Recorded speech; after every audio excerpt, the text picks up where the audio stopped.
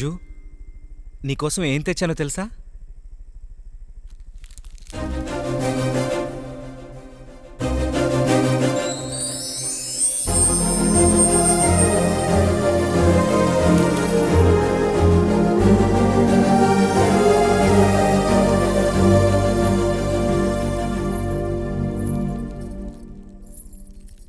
అంజు, నువ్వు చావడం విధి, చంపడం నేరం.